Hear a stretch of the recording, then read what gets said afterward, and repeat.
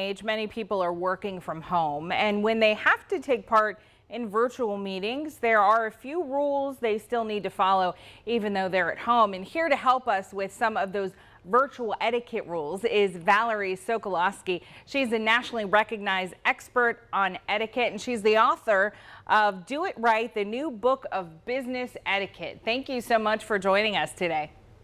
It's a pleasure. Yeah, it's a pleasure for sure. And so many people have changed their lives, including how we're conducting this interview. And business meetings and interviews are now virtual. So many people are doing that. Tell us some of the things that people do that just are don'ts in that respect. I'm going to be a do and don't person, right? You know, Jen, it's difficult. We are all on these Zoom meetings. I have executive coaching clients that are on, they tell me, 8 hours a day. I don't know how some of you are doing it, but we're all faced with it. And so I will tell you some of the do's and don'ts. You know, the first one is be on time. Just like in a real meeting, you wouldn't want to walk in 5 minutes late. No, because then the meeting is 5 minutes late. So be on time to the meeting, be ready, be prepared. And if you have an agenda, you know, that helps. I hope that the host of your meetings have an agenda and you know what that is. So that's one of the big ones, because I see sometimes hosts say, okay, well, we'll wait 5 more minutes because a few people aren't on yet. Well, no, that's 5 minutes of my time. Don't do that. That's one of the main ones. What about you? What do you think? It drives people crazy when you are a few minutes late and some other folks have called in 10 minutes early, right? That's right. That's right. And then a few others that are kind of funny, fun, and some that are just not so much. So let me start with the ones that I hear the most about, because I get these complaints. And one of them is how they show up. One of the areas of my expertise is not only etiquette, but basically just as a professional, how do you show up? How do you want to show up? So what's your presence on these Zoom calls? By the way, Zoom, I think, will be the new Kleenex. Everyone says Zoom call. Well, it could be WebEx, it could be anything. But show up in a way and in a manner and what you wear and how you look like you would to a real meeting. So, you know, we see all kinds of things.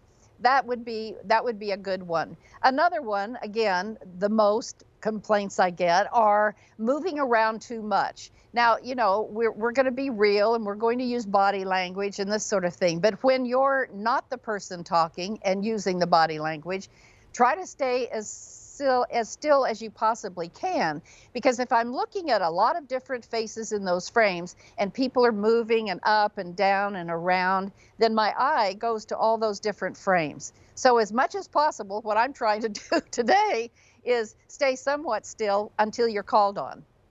Well, you're doing a great job at it, by the way. You are a perfect example of what we should do. People do feel that they can multitask when they are on the call, and moving about is just one of the characteristics of multitasking. Why is that not a good idea, to try and do several things on a call? Well, you know, multitasking is not what it's cracked up to be. A lot of people say, I am great at multitasking.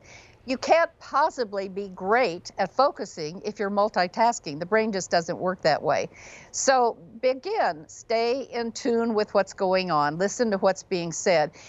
I always, as an example from my own experience, if I'm on a call, I know what I want to give to the call. I know what I want to get. So maybe a couple of words for your audience to remember. Give, get, give, get. What are you there to give?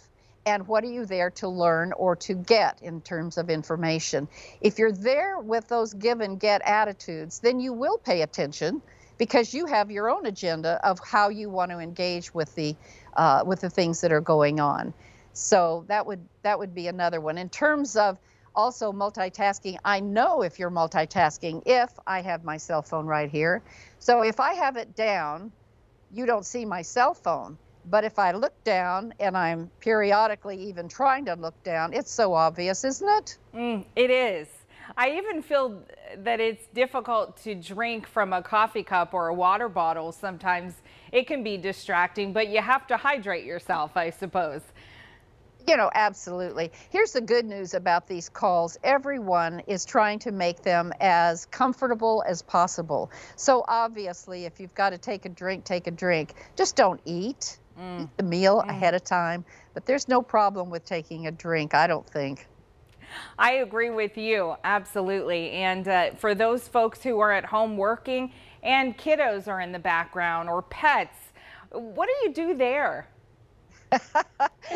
Well, humorously speaking, a lot of the leaders I'm speaking with are intentionally starting these Zoom meetings. If they're regular meetings and they're going on all the time with a host, a leader said to me, you know what I'm doing? I'm saying, okay, next meeting, show us your pet intentionally. Bring the pet. Oh, Let's I like see it. that. Isn't that good? I like Or that.